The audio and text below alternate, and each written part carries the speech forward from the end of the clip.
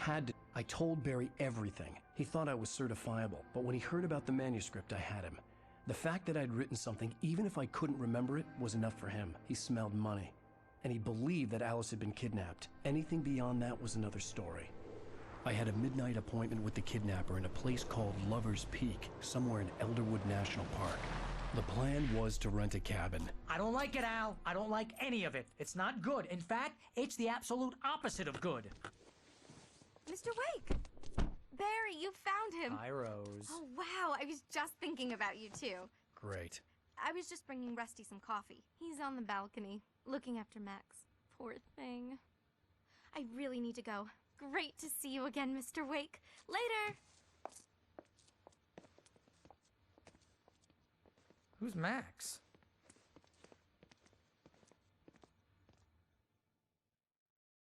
What an airhead. Jeez, Mr. Takes a Swing at Everybody. This is not her fault. She's a very nice girl and, more importantly, a fan. She even has a fan site dedicated to you. And she was very helpful when I was looking for you. Seriously, Al, what you were saying in the car? Just listen to yourself. What, you shot a guy and his body just disappeared? When was the last time you slept? What, are you high? Have you been drinking? No! Look, Barry, I'm missing a week, and someone's got Alice. Do you and everything's understand just... what it sounds like when you say stuff like that? Don't get me wrong, it's a good story, could be a bestseller. But when you start confusing fiction with reality, you're buying yourself a ticket to the funny farm. All right, wait here.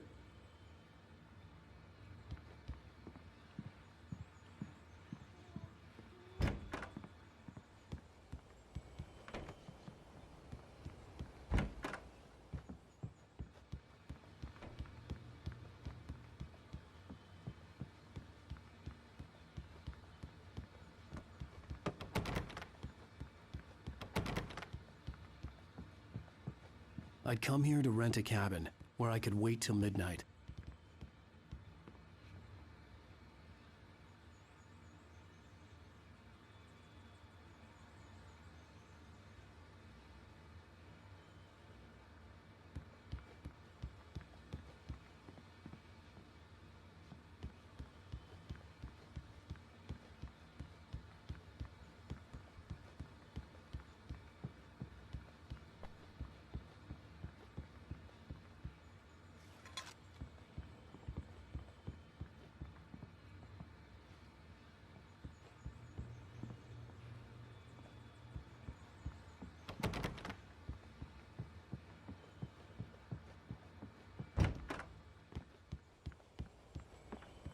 Easy there, boy. I'm almost done. Hey, Rusty, right? You rent cabins. Oh, Mr. Wake. I'd shake your hand, but mine are kind of full here. Actually, I'm sorry about this. Would you mind grabbing the registration form from the desk? It's just across from Bucktooth Charlie. Okay, sure. What happened? Crazy poachers. Max here got his foot caught in a trap. They're illegal to use here. Hell, you're not supposed to hunt within the park at all. But that doesn't stop some lowlifes. Well, at least Max is gonna be okay. He got lucky. Max is still groggy from the shot I gave him, and I'd rather not leave him alone just yet. The form's on the desk across from the mammoth skeleton. Seriously, Al, you can't just go and meet a kidnapper. Those situations always end up in disaster. You gotta talk to the cops. She's my wife, and it's my call. Can we talk about this later? No, this whole thing Listen, you hit your head. I mean, geez, Al, come on. You gotta understand how crazy all this sounds. If you're trying to pull a joke on me, freak me out, it's working. Ha ha, let's have a laugh on Barry. Well, you had me going there real funny, Al. You can quit it now.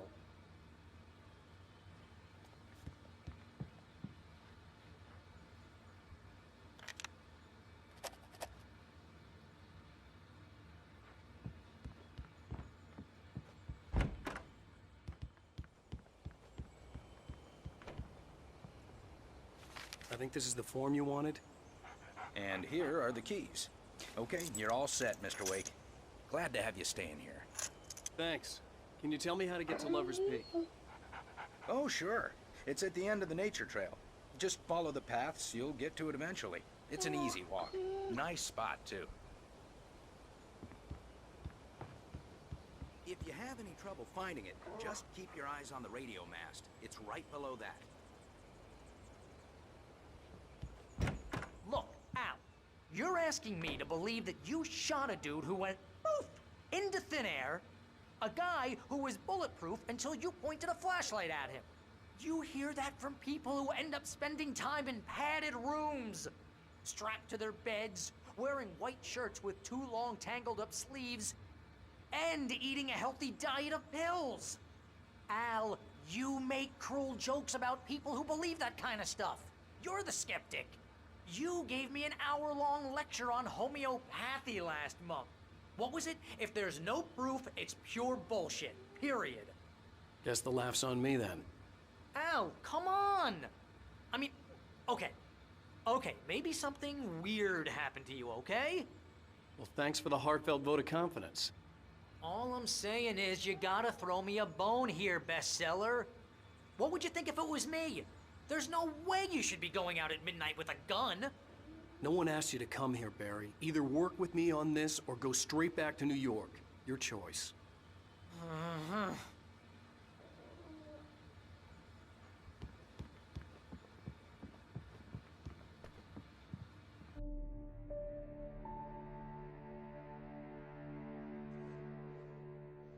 That's just crazy talk, Al. Al? Al? We should go to the sheriff or call the FBI. Damn it, Barry, they'll kill her! This is not a goddamn debate, Barry. I'm going to Lover's Peak. He said to come alone. Okay then. I understand. But you're my best friend and I'm worried that you're not right in the head. Tell me what to do to help and I'll do it. You stay here, and if I'm not back by morning, call the cavalry.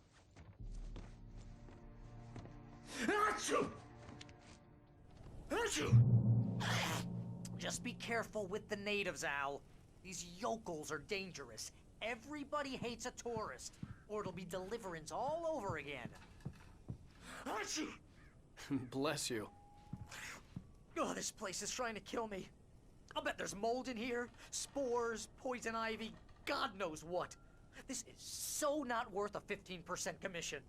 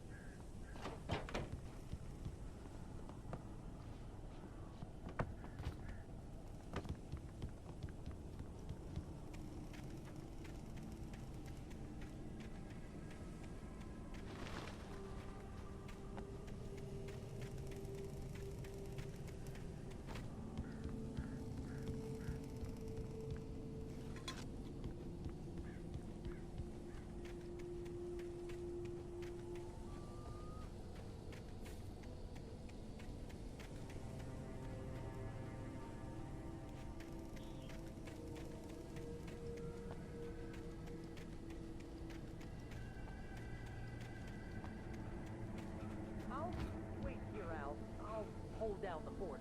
I'll be with you in spirit every step of the way, Al. Walk through the door now.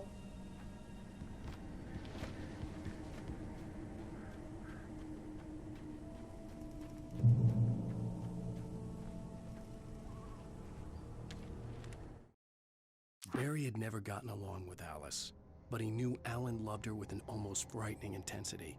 And now something had happened to Alice.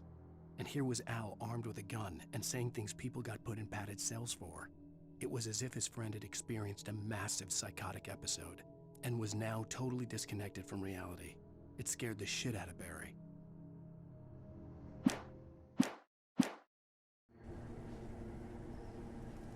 Barry had the keys to the car he rented. It wasn't a long walk to the visitor center, and it wouldn't be any use to me in the forest.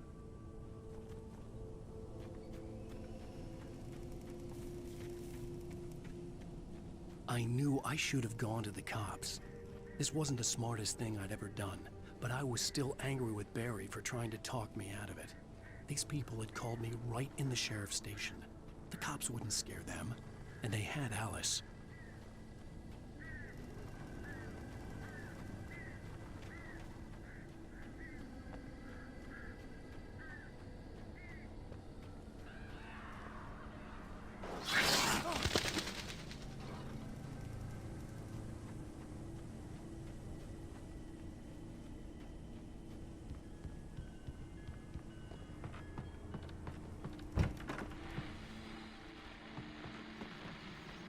Welcome back to the show, folks. As promised, our very own Dr. Nelson has just parked his rear end in the studio. Doc, what's your Deerfest plan like? My plan? You make it sound a lot more organized than I ever seem to manage.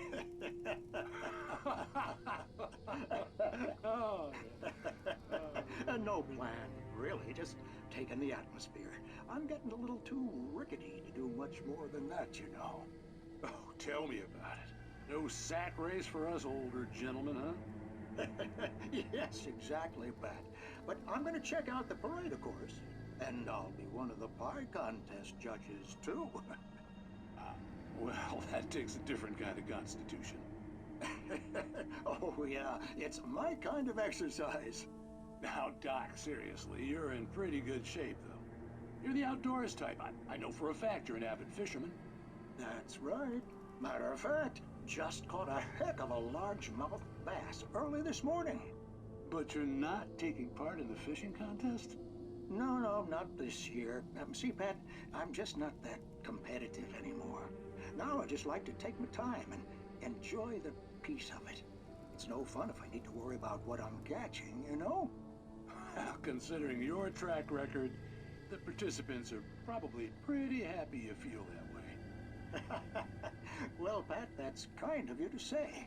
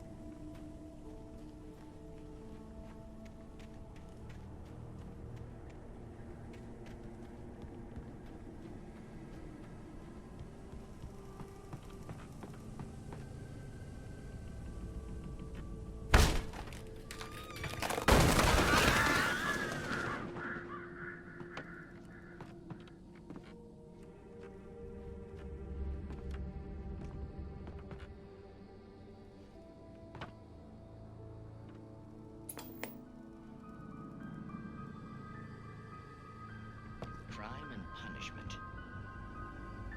The cancer and cure of civilization. But some crimes are impossible to punish, especially in Night Springs. Tonight's episode, The Man in the Mirror.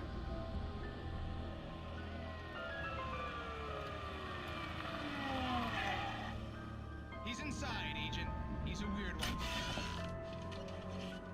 So, you you're confessing to killing that guy, huh? Why? Had it coming? Yeah, but why would you do that? I mean, you're a nice guy. Normal. Took your kid to a soccer game. So how come at the game, you pick a guy and, quoting from the arresting officer's report here, assault the victim's head area repeatedly with the weapon of choice being a pair of bare fists? Wow, that sentence really flows, huh? Maybe you're not the literary type. Okay, so you mess him up. But why? Who was that guy? We couldn't ID him. Why would a guy like you do him like that? I didn't like his face? Well, you must have hated it, because you really went to town there. I mean, there's no way to tell what he looked like. No ID on him either. That must be difficult. But then we ran the fingerprints. Got a match. Your prints. Identical. Huh, how about that? Your son said you were wearing a white shirt when you took him to the game. The white shirt is on the dead guy. It's plenty red now. You won't get away with this. Do you really think that's in any way relevant to me? I had plenty of time to talk to my boy before the cops arrived, you know? He won't stop screaming, am I right? You think he's ever gonna be okay? I left my mark. Believe me. You bastard. What? You gonna shoot me? What's the point? I'm going to prison. You got me. I don't understand any of this. And you never will. Don't worry. Maybe you'll see me again, Agent. Maybe in the mirror.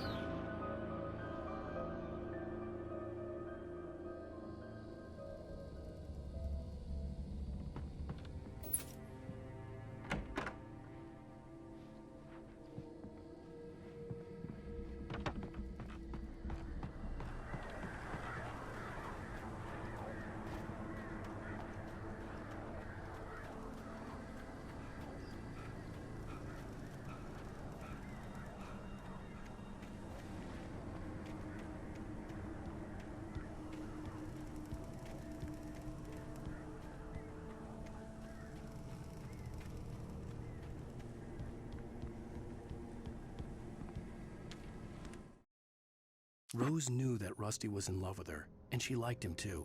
She liked him a lot. He taught her to dance, and life had certainly taught her the value of a man who was gentle.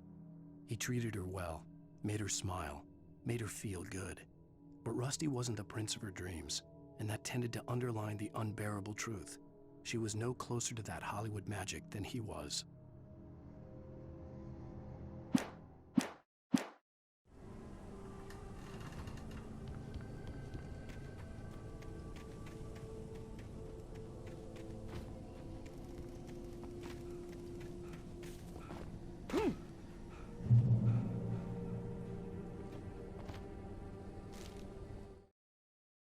The air in the visitor center was heavy with an awful smell, as if some rotten drowned thing had crawled up from its grave. Rusty kept coughing blood. My eyes were drawn to the twisted shape of his broken leg. The attack had been vicious. Max whined in his cage. Rusty's eyes were wild with fear and terror. He gasped. "Mr. Wake, it happened just the way it was on that page."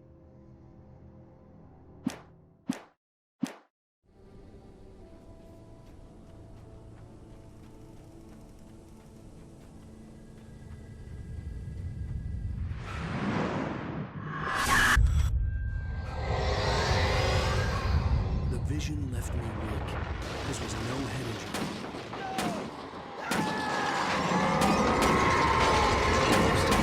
Damn.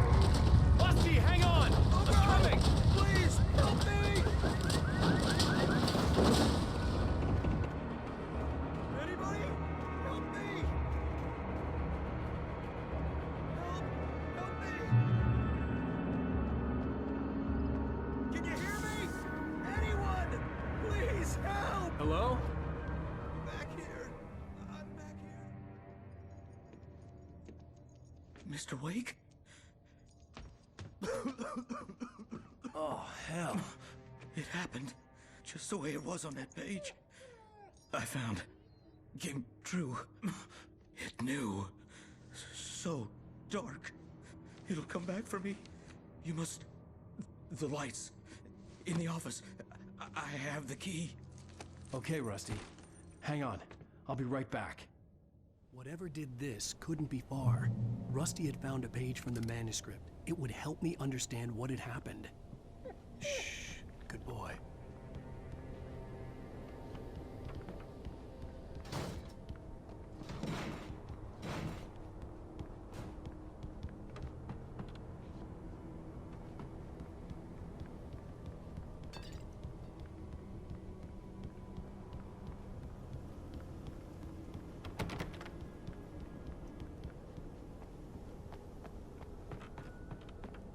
The only way to make sure that Rusty was safe was to get the power running and the lights back on.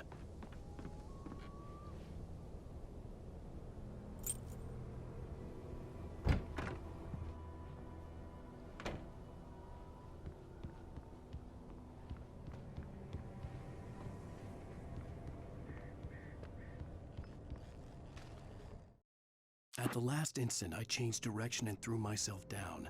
The axe splintered the trunk of a tree. I stumbled into the pool of bright light.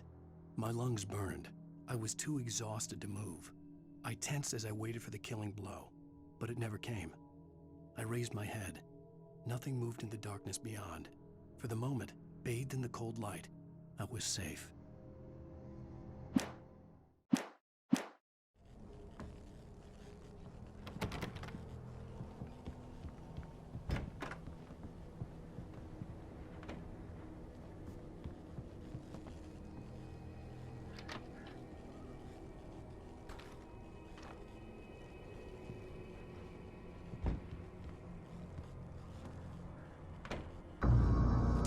I was too late.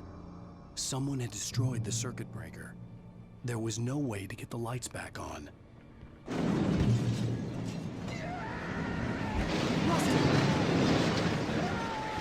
Rusty!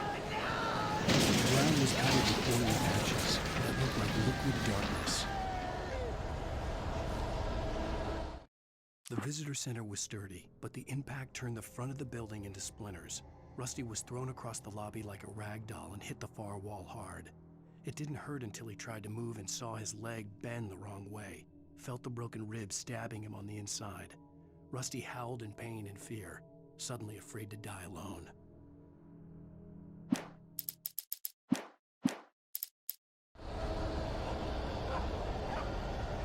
I just need to update my senses.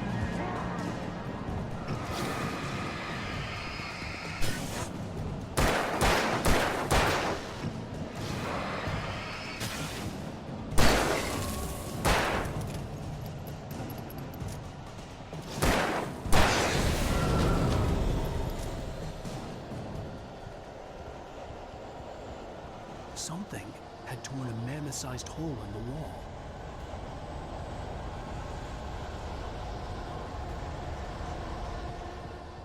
Please don't feed the animals.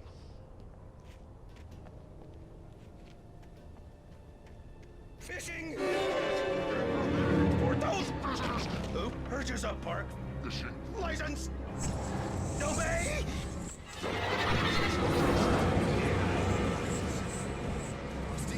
Rusty, no! Never! Railroad closer than 100 yards. Two bears and wolves never approach any other wildlife. Pets must be leashed. Yeah, at all times. Never leave your pet. Pet unattended.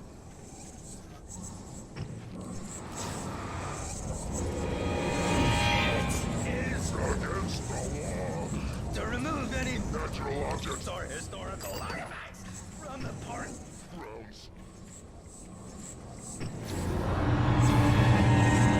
This includes even humane Flying along the river. or even simple berries.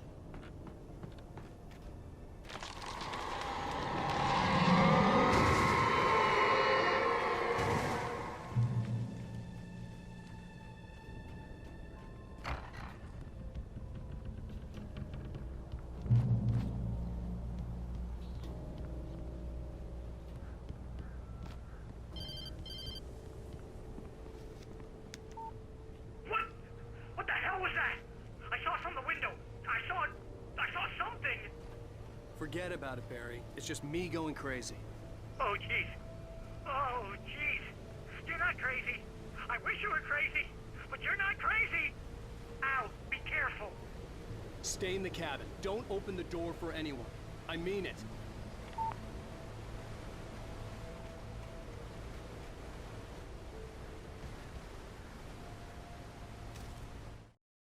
In that last instant of consciousness, Rusty thought about Rose. He was older than she was. Rose was barely out of her teens, but she made him feel young and forget what a train wreck his long-dead marriage had been. He still wore the ring. He'd been waiting for her to tell him to take it off. Now she never would.